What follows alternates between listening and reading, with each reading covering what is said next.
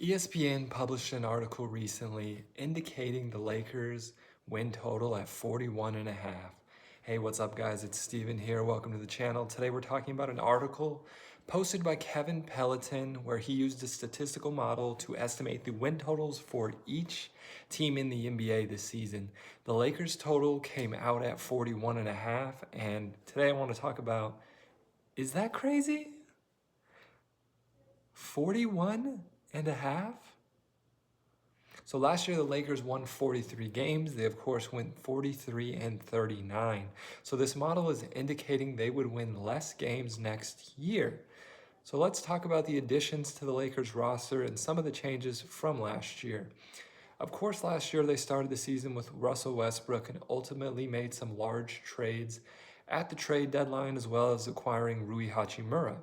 So this year we're going into the season with a few new additions, including Gabe Vincent coming over from the Miami Heat, Cam Reddish, Jackson Hayes, Christian Wood, who recently signed and is a big addition, Taurean Prince, and I have Max Christie listed as an addition. Of course, he's not actually new to the team, but he did not contribute meaningful minutes last year, and this year we expect him to be more a part of the rotation. So looking at all that, you certainly say the Lakers have a better roster than last year. And I think everyone watching this video and all the fans of the NBA, Lakers fans or not, would agree with that assessment.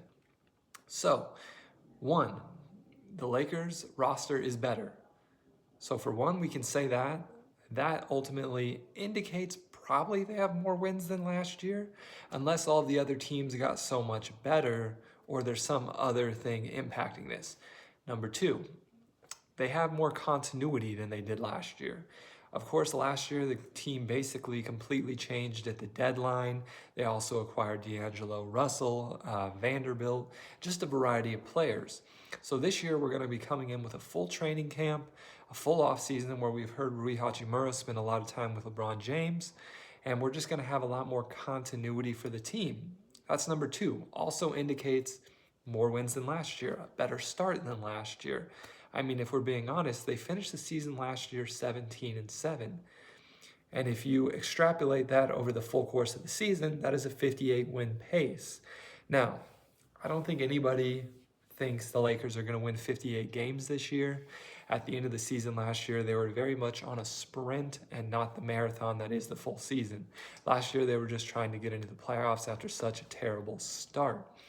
That being said, 58 win pace is obviously extreme, but even if they did a little bit less than that, even if 50 win pace, 48 win pace, whatever it is, it's significantly over 41.5.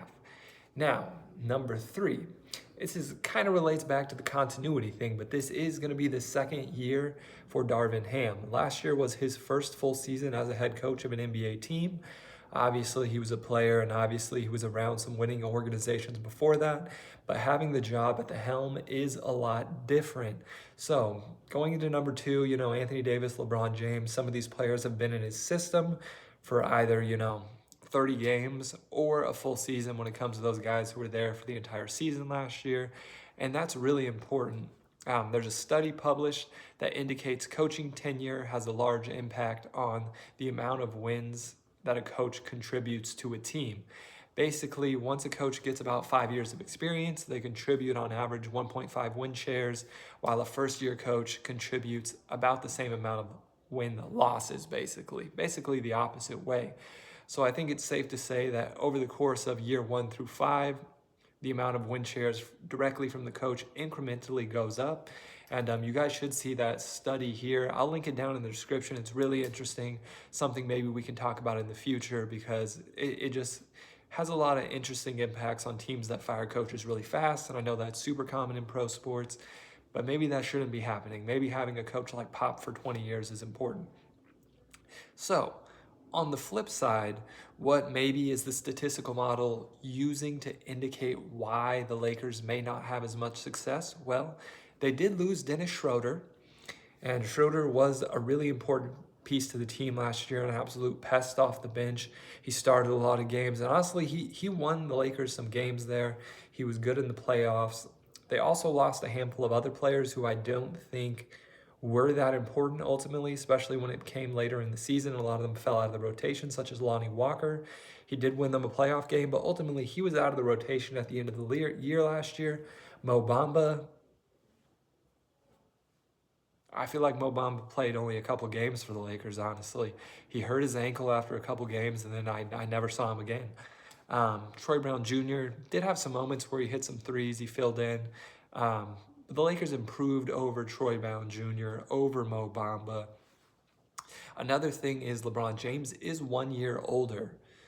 And, I'm sure LeBron James, of course, he's slowed down a little bit each year. We can't kid ourselves about that. That being said, though, the rest of the team has gotten better. Hopefully LeBron can rest more.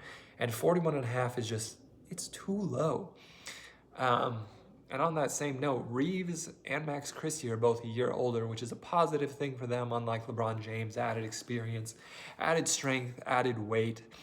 And then the other thing is, when we're talking about this statistical model, it is based on statistics. It's not based on the eye test. It's based on what Kevin Pelton included in that model. And so it had a 60% success rate last year, which is not low by any means. If you were a betting person and you connected on 60% of your bets, then that would be a pretty successful betting season or whatever, parlay. So that being said, I think we all have to understand this model isn't perfect. There's outliers. Sometimes it takes some of the information and makes assumptions that may not end up being true or may obviously not be true. And 41.5 is kind of obviously not true. One thing Kevin did mention is that the Lakers' win total is skewed significantly by the opponent's three-point percentage in the previous years. And you'll see up on the screen, they shot 34%, which was the second lowest in the NBA last year. Teams did against the Lakers from three. And the expectation is that will kind of regress to the mean and increase up a little bit, resulting in obviously higher points for the other team, which may be true, but I think the Lakers improving kind of outweighs that a little bit. So ultimately, my pick for the Lakers next year is 47 wins. I think they're going to go 47-35. Vegas has their line right at 47.5, and I think they'll end up right below that. The West is really tough. I don't think I'm saying anything bad when I say they hit 47 wins. I think that's an extremely successful season for them. I just think the West is a gauntlet. I mean, look at the West standings last year. 47 wins put you towards the top, and I do think they'll end up a top 4 seed out West. And another reason to completely ignore this model real quick, let's look at the Grizzlies win total. Ja Morant is missing the first 25 games of the season. This isn't happening. The Grizzlies are not the number 1 team. The stats just love the Grizzlies. Another team is the number 2 team there, the Timberwolves. So the model picked the number 2 team in the West to be the Timberwolves in terms of wins. I'm assuming they just love Gobert. A lot of times Gobert is a statistical models really like Rudy Gobert because he contributes a lot on that end of things. Anyway, how many wins do you guys think the Lakers are going to win? You think it's over under 41.5 or over under 47.5? I want to hear the Kevin Pelton one, which I think is a little obvious, but I want to hear you guys' view on the actual Vegas line for the Lakers this season. Anyway, guys, appreciate you guys watching this video. If you want to see more content like this, subscribe. Peace.